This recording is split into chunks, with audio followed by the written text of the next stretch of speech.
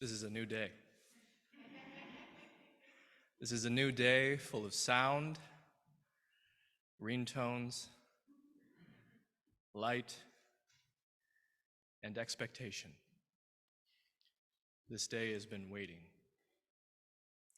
This day has been waiting for you. This day has been waiting especially for you. To embrace you, to guide you. This day has been waiting with open arms, just for you. This is the day we have been given. Let's not waste it. Come now and let us worship together. And please rise in body or spirit for our first hymn, which is in the gray hymnal, hymn 40, The Morning Hains a Signal. It's a classic.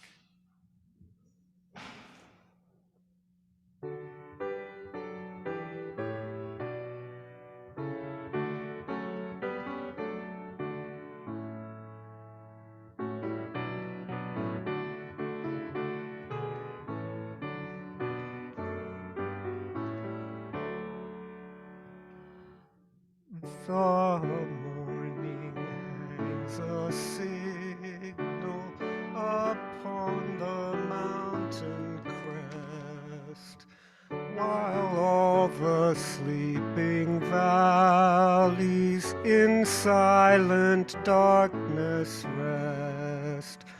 From peak to peak it flashes, it laughs along the sky, to glory of the sunlight on all the land shall lie.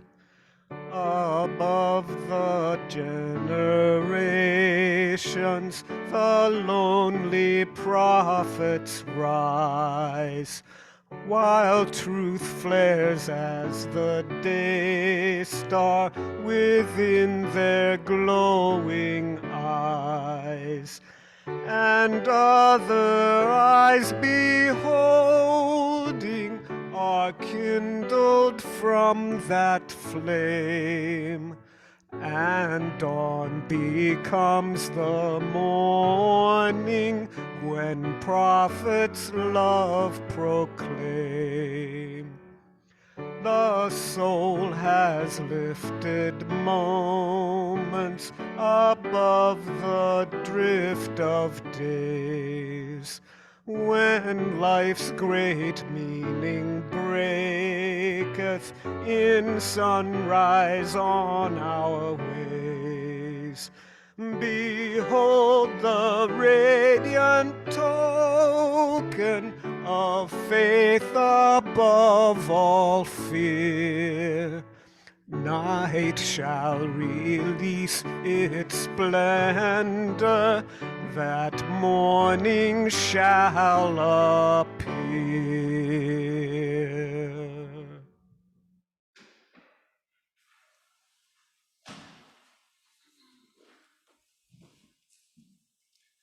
Good morning.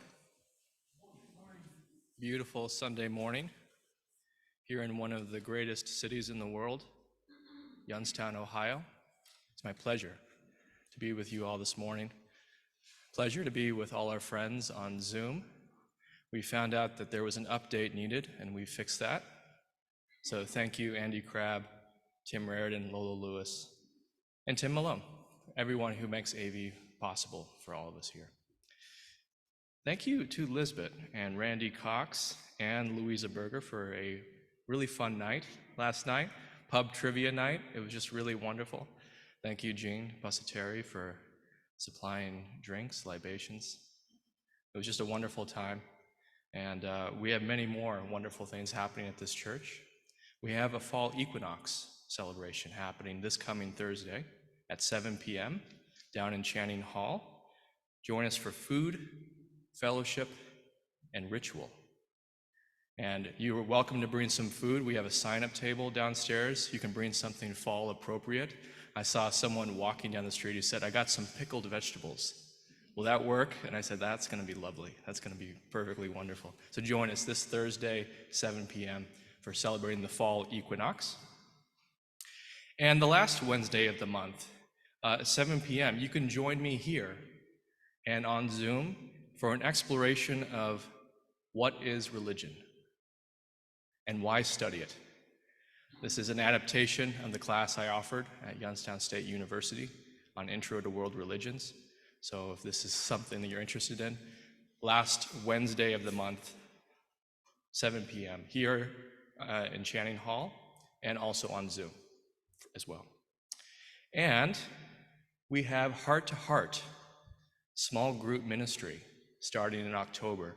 So if you're new here, or if you'd like to get reacquainted again and you'd like to be part of a small group that meets regularly throughout the year, Kathleen Hogue is going to be facilitating that, and she's looking for people to sign up. So you can let her know if you're here in person, or you can email dre@uuyo.org and just say small group, yes. And now our chalice lighting.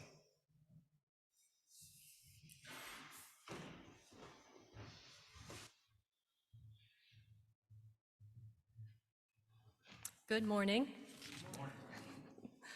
When I read the email asking me to share my thoughts about belonging, the first thoughts that arose were how I belong to the earth, I belong to the stars, I belong to my ancestors, to all the plants and animals that went into them, and all that continues to go into me, and how everything that we're all made of came from the stars. How when I look into the night sky, I have a profound sense of belonging. I feel like I belong to nature and to the entirety of existence. I think all of that is just swell and truly wonderful, and I'm grateful for that sense of connection and peace. What I do find can be a little trickier, personally, is a sense of belonging with people, humans.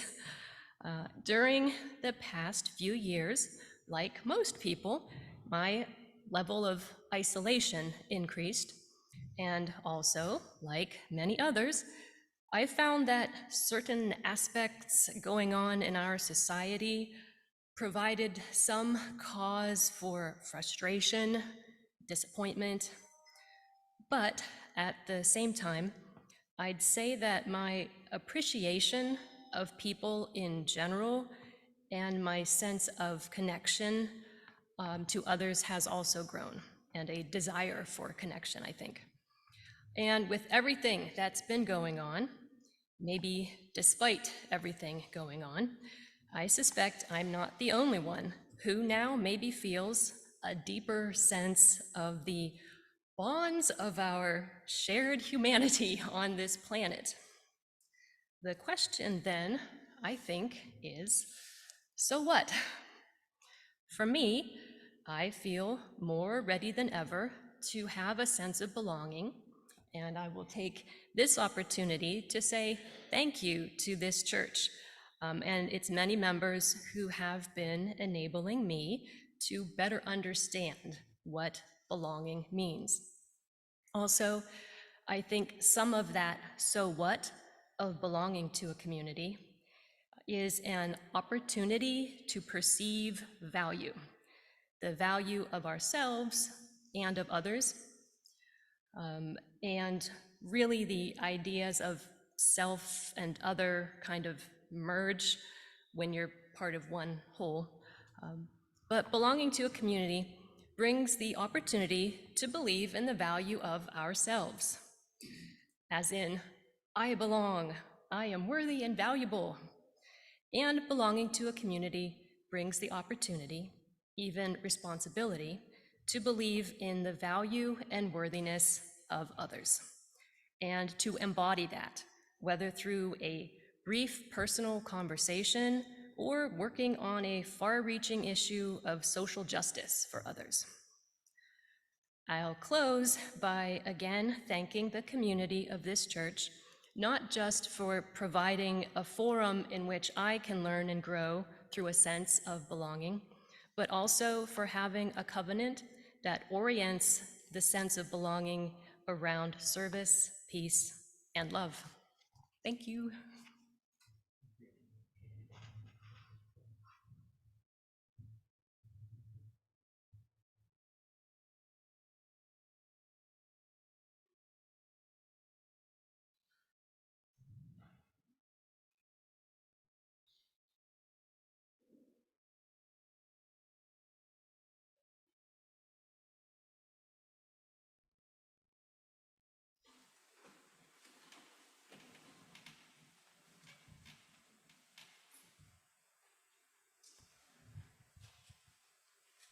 I'm Kathleen Hogue. I'm the DRE here, and one of the ways that I learned about belonging was through service, as was mentioned before.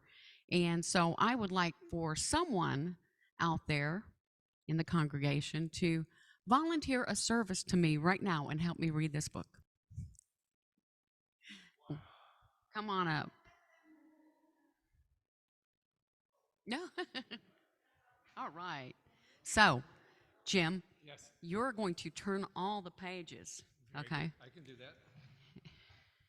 And you're going to read every other page. So let me introduce the book first. Okay. The book is called Circles All Around Us, written by Brad Montague and illustrated by Brad and Christy Montague. And show them the book. Very attractive cover. There you go. First page. I'll start. We begin by drawing a circle on the ground along each shoe. So turn it around and show it. You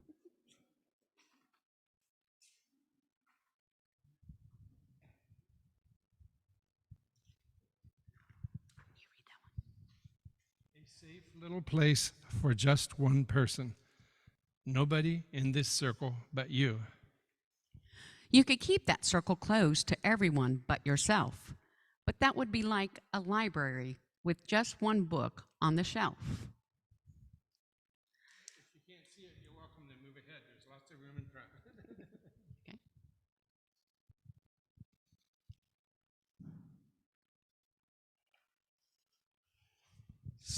So let's dream of a bigger circle for you and your family to share. Now you see what all can happen in a circle full of care. Shows the whole family inside the circle.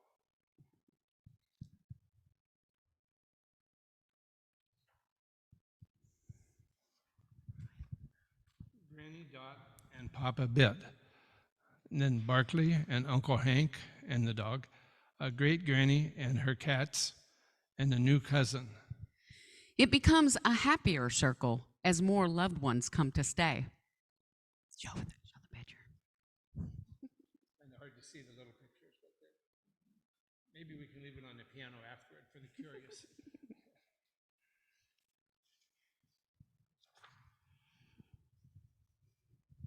And wouldn't it be even better if all your friends could come and play?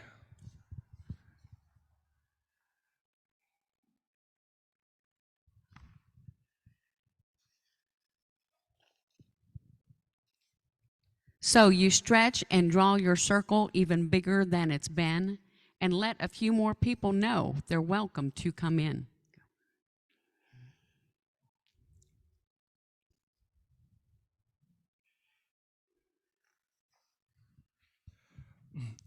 In the circles all around us, everywhere that we all go, There's a difference we can make and a love we can all show.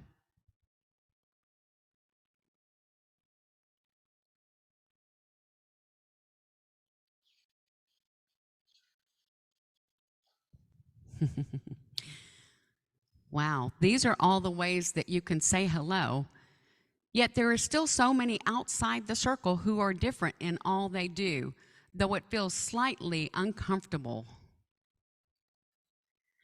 just a whole lot of different languages all saying hello, I assume. I can't read them all. I recognize Hola and hello. We draw a bigger circle for them too. Look how the kid is drawing it all around his whole body now and reaching as far as he can.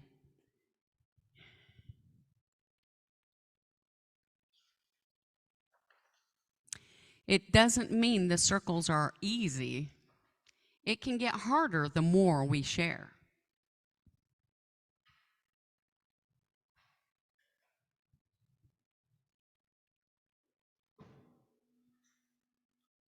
It shows lots of little people standing out there, one wanting cake, one wanting pie, one wanting ice cream.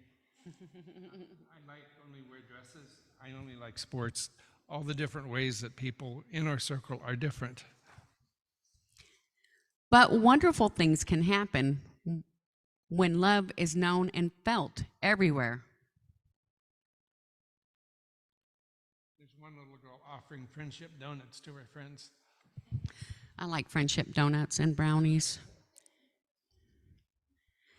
As time passes, our eyes open. We see others we really care for. And that's when we ask ourselves, well, what's this circle really here for?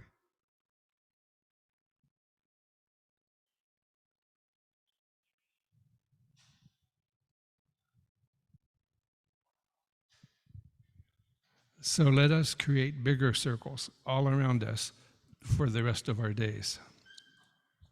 Let our caring ripple out in a million little ways. That's a whole lot of different people, each making their own little circles.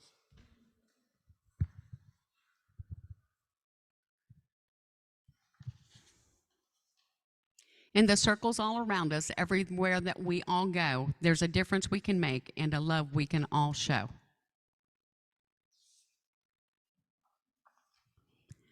As our circles grow and we watch them wonder-eyed, that's a big circle.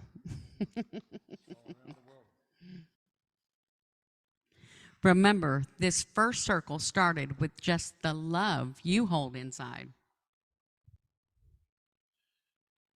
And let me let you know that this is probably on the banned book list because of all the people of color and all the people in wheelchairs. And I could not believe it when I heard the list of some of the books there on the banned book list, especially all the ones that say getting along together with people of all colors. I often think of people as differently abled. And unfortunately, we have a whole lot of people that are unable to think very broadly. Thank you. And so now we're going to take the kids to class. And if any other kids show up when we go down there, please send them down. And as all the youth go out, let's draw that circle together, which is in our covenant, which is in your order of service. Love is the spirit of this church, and service its law. This is our great covenant, to dwell together in peace, to seek the truth in love, and to help one another.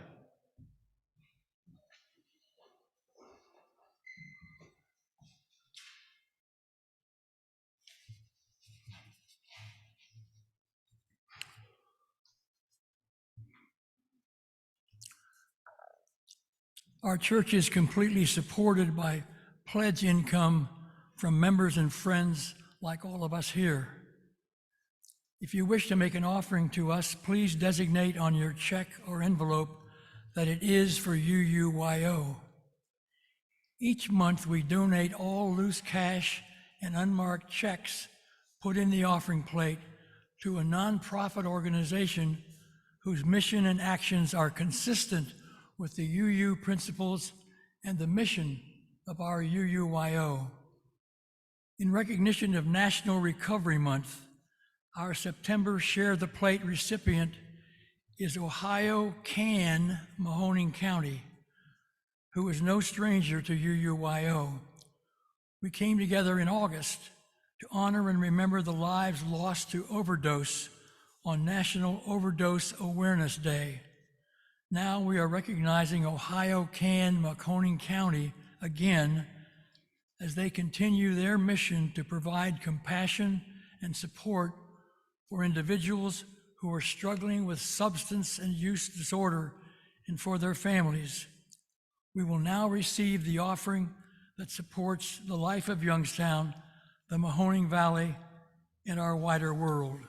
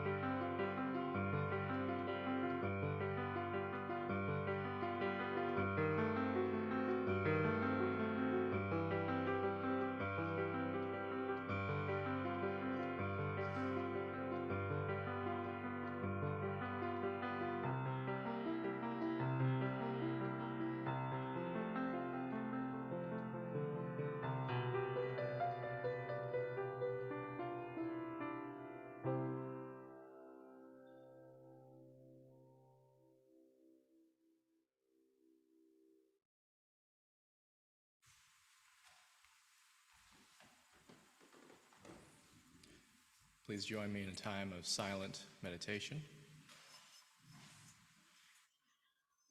And for all our friends on Zoom, I've heard from some of you who listen while you're walking, while you're taking care of your kids, while you're doing things.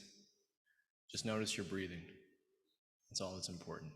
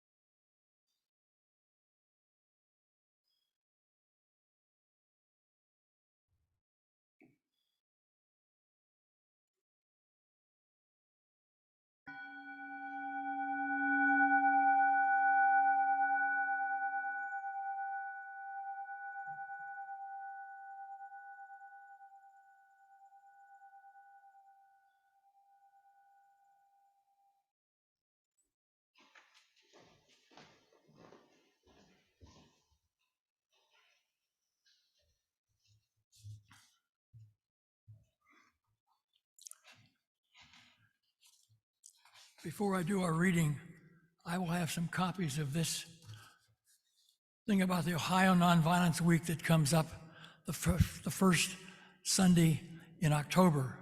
It's a marvelous event, different things that take place through the week. I'll have some of these copies downstairs. Take one, and please try to be involved with that Ohio Nonviolence Week. I've been involved with it since it began, and it's a marvelous opportunity to understand who we are and whose we are and why we are.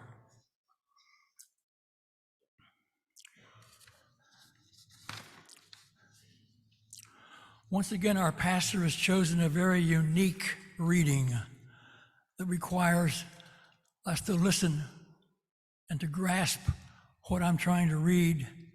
It's a marvelous piece entitled A Center by Ha Jin.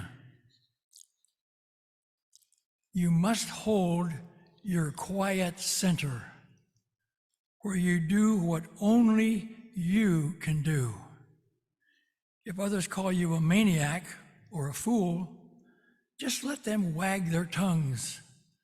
If some praise your perseverance, don't feel too happy about it. Only solitude is a lasting friend. You must hold your distant center. Don't move, even if earth and heaven quake. If others think you are insignificant, that's because you haven't held on long enough. As long as you stay put year after year, eventually you will find a world beginning to revolve around you.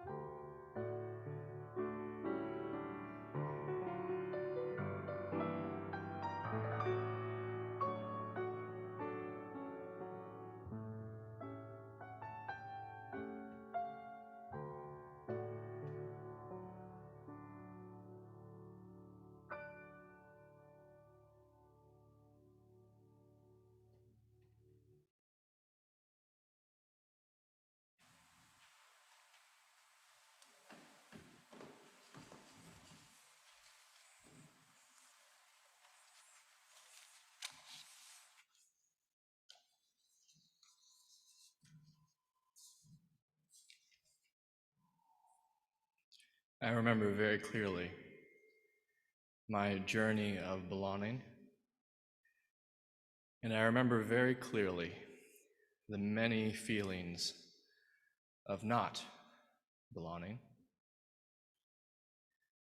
Growing up, especially in my religious community, I felt a palpable sense of belonging, which came organically by being in an environment that told me in explicit and implicit ways that I belonged. I belonged not just by birth, but at a certain age, by choice. In other traditions, age 12 or so is the age when belonging becomes more than just a habit. It becomes a choice. In the tradition I grew up in, baptism was the expression of making that choice to belong. But you had to be at the right age where you could make that choice for yourself. And for me, I felt that age was 10 years old. And nobody really quite believed that. So I had to go around to different religious leaders in different parts of the community who had to interview me to make sure that I wasn't being coerced or being overly directed by my parents or by my family members to make that choice.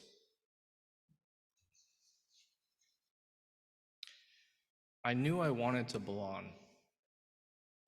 And the story of that initial belonging was about more than religion. It was about more than family, more than the people I knew or the people I grew up with.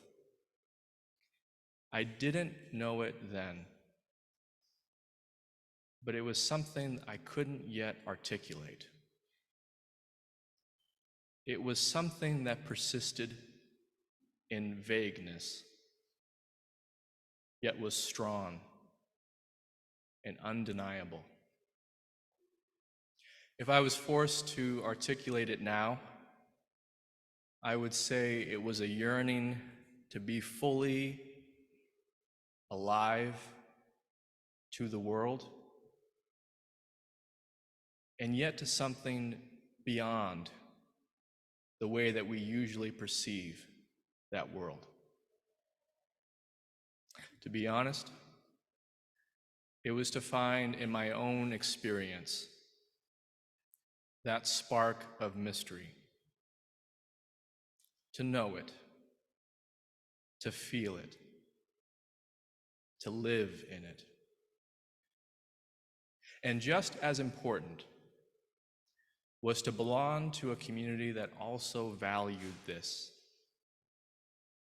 sense of being curious and enamored with the world, and with views of that world that go beyond our usual limited ways of thinking about it and other people. I don't think I would go as far as to say I was a mystic, but I've been enamored with the question of what it means to be alive, and what being truly alive might feel and look like. That question naturally led me to theater, where I was an actor,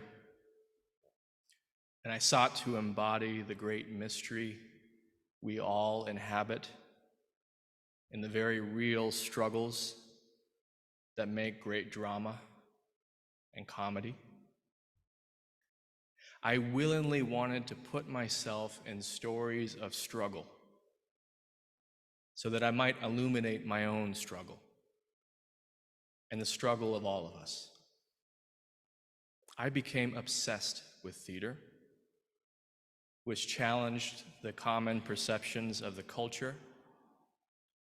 At the height of the economic boom of the 1940s after the war, Arthur Miller writes Death of a Salesman, a play about the emptiness of seeking economic success at all costs. I found myself lost in the language of Tennessee Williams and moved by the mostly female protagonists, seeking to find dignity and love for themselves as animals with desire and also something more. I immersed myself in the world of A Raisin in the Sun, a story about how everyday sane people can find every single hope challenged. Along the way, I've discovered a funny paradox that the ways that I've been awakened to belonging have been directly related to their opposites. True belonging, in my experience, depends on our ability to be honest with ourselves about our yearnings, our desires. I found that the paradox is that the only way I can discover that I'm never really alone is being honest about my felt sense of loneliness and recognizing that felt loneliness in others. I don't think I thought about belonging like that when I was 10 years old, about to be baptized. I remember the warm water as I was dunked. I remember the thud my head made in the pool and the muffled sounds I heard while underwater and the flashing lights of cameras trying to catch that moment. I remember coming back up with water in my eyes, and I had a sense even then that my theology was different from others who I knew. I didn't feel like someone else afterward. I felt like more myself. And that was a blessing. That was the breakthrough. It reminded me of myself. I think the yearning to belong is something that we all share, and that makes it worth paying attention to. It's true regardless of our circumstances. It's true whether we move or stay in one place our whole life. It's true whether we're religious or not. It's true whether we look to others like we belong or not. It's a relationship to the world that nobody will understand like we do from the inside. Others may see the actions, but they may never know or feel the reasons that motivate that action. We may never even know ourselves. The key, I wonder about, awakening to belonging, is awakening to all the ways we felt we didn't ever really belong. The struggle for belonging is the road to awakening. When I was a kid, I thought that true belonging meant I could skip that struggle and never have to deal with it like all these sad other people. I was sure wrong about that. Life quickly showed me how wrong I was. When I left my former religious community, it showed me how tenuous my sense of belonging was. It was almost completely circumstantial. And if my circumstances stayed more or less steady, that sense of belonging went largely unquestioned. But all it took was one piece to fall, and the whole sense of belonging began to fall. And I saw what once I thought was a castle, a mighty fortress, was in truth very vulnerable in spots I had never noticed before. And that really bothered me for a number of years. It bothers me much less now. I understand now that the belonging I was seeking was something that no circumstances could fulfill on its own. The belonging I sought could most certainly be encouraged in a certain place by a certain people, but that is not where it is to be found in total. Places change. People move. We get older. You come back 10 years later, we might have a different congregation in some ways. If our sense of belonging is only based on a specific place or a specific people being in a specific way, that sense of belonging, my friends, is very, very vulnerable. That vulnerability is what makes us human, if we have the courage to be open to it. At this church, I think we take a very interesting perspective on the question of belonging. We are not a me and you against the world kind of place. This is not a place where you will be protected from the world, from your past, from the real commitments that you have right now. But I think the kind of belonging we offer is more true and valuable than that. This is a place where we don't seek to overcome vulnerability.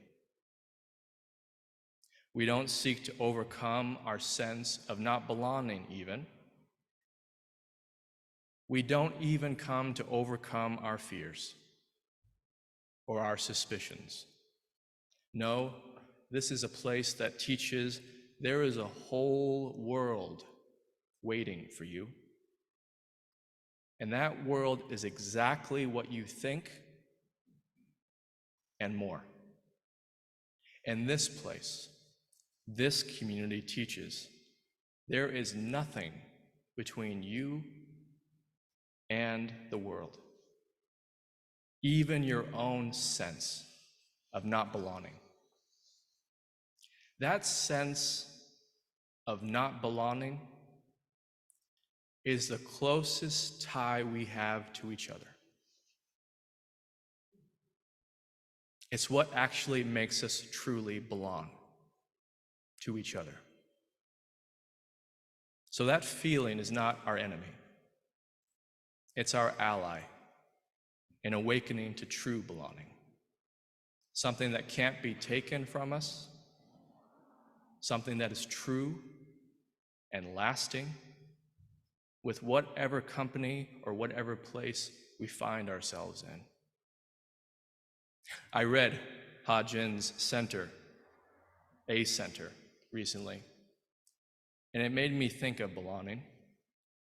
Ha Jin is a child of Chinese immigrants who escaped to America, but his parents never achieved in America what they had hoped for.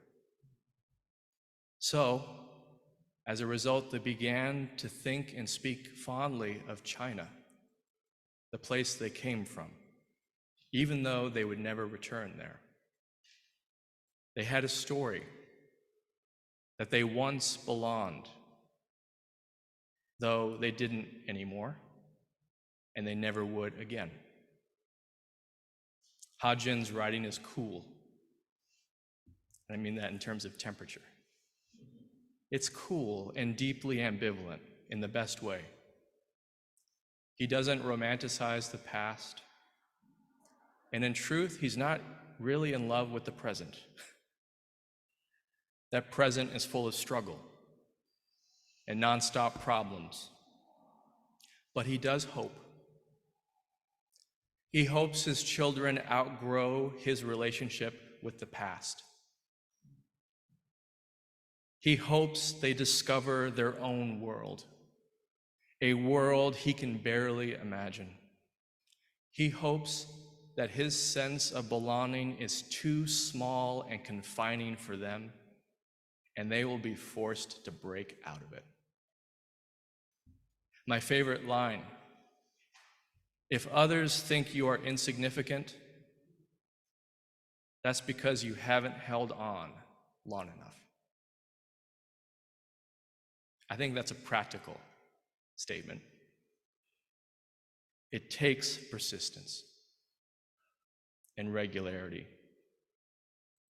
It takes showing up on the days when we feel that sense of belonging, and on those days when the feelings are cooler, underground, more muted.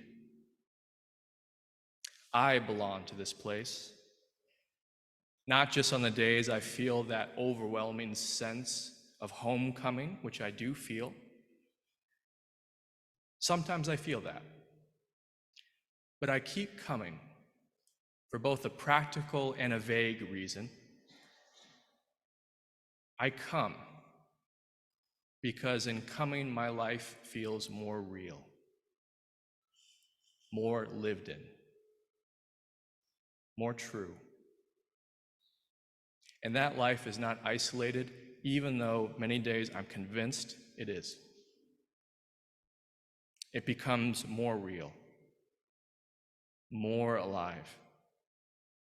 Because you bring your aliveness, your realness. And that aliveness looks many different ways. It looks like getting through the day. It looks like distracted preoccupation. And yes, it looks like gratitude. But all of those are equal in their aliveness. And being here reminds me of that. There is no way you need to be to belong. In fact, I think the harder we try to belong, the less likely we are to actually truly belong. I think it happens when we quit trying, when we let go, when we let go of the story that our life, the way it's turned out, or the way it is somehow in the way of a true and real community. When we dare to quit trying to belong everywhere, we might find we belong here, where we are. In the mornings, I wake up and the world feels still. Have you had this experience when you wake up early? My thoughts are muffled, and I'm not sure who I am yet. It's almost like in the night I've forgotten myself. It's a kind of benevolent amnesia. For a few minutes, I'm in the process of trying to recall who I am. And my senses are open in a very different way.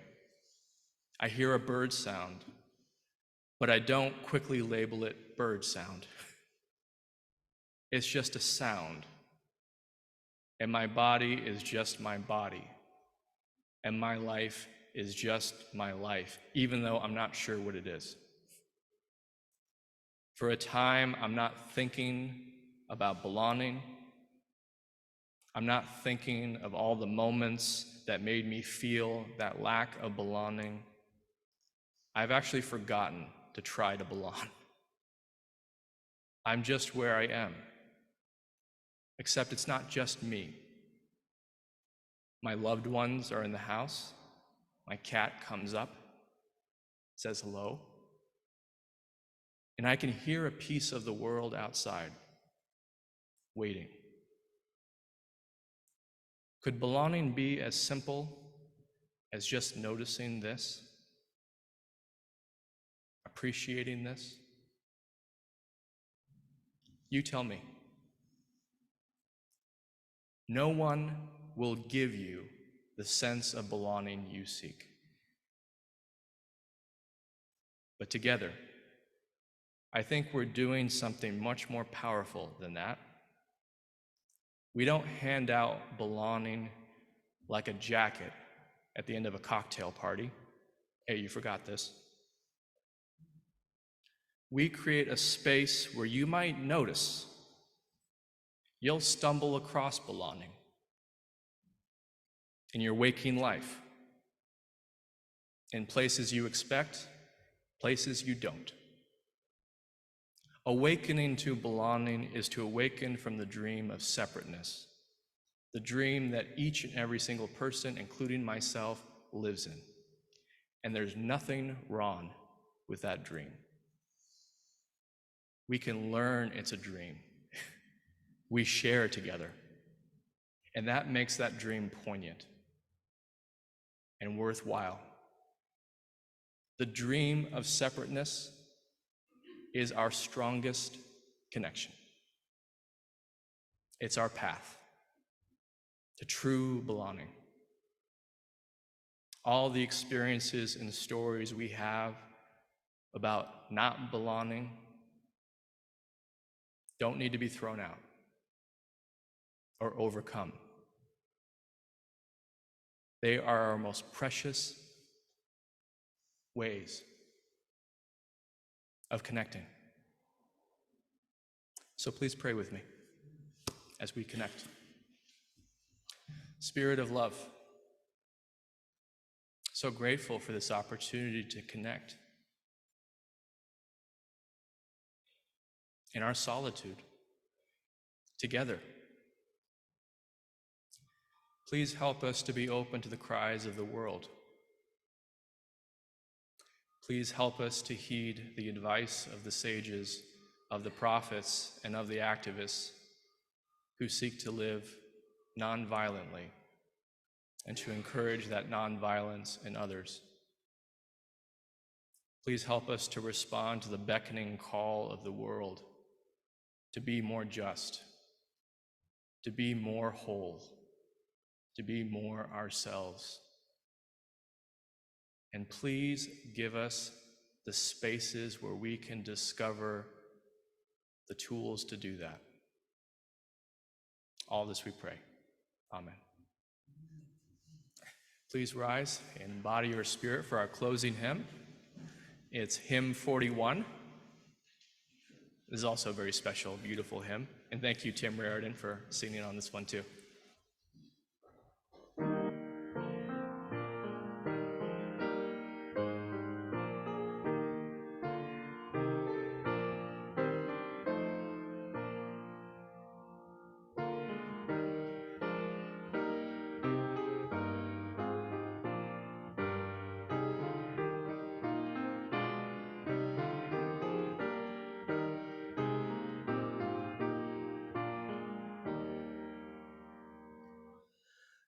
You that have spent the silent night in sleep and quiet rest, and joy to see the cheerful light that rises in the east, that rises in the east. Now lift your hearts, your voices raise, your morning tribute bring. All nature join in grateful praise. Rejoice, give thanks, and sing. Rejoice, give thanks, and sing.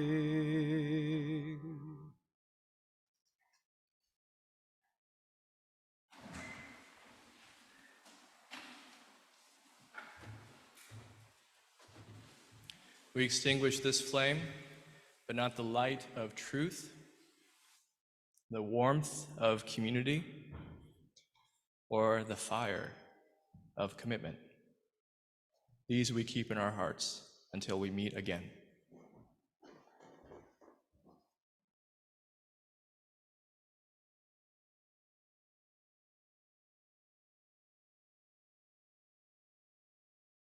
As you depart, please remember the one great fact: you are loved and never truly alone.